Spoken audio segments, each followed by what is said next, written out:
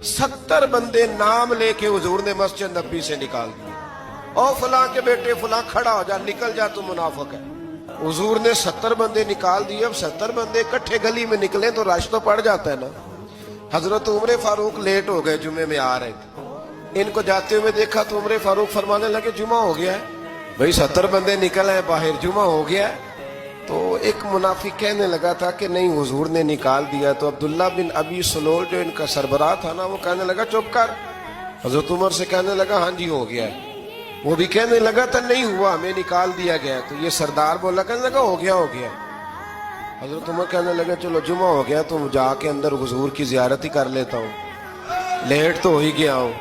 हजरत उमर अंदर चले गए तो पीछे से वो मुनाफिकीन अपने सरदार से कहने लगे कि 2 मिनट में उमर को पता चल जाएगा कि तुमने झूठ बोला है।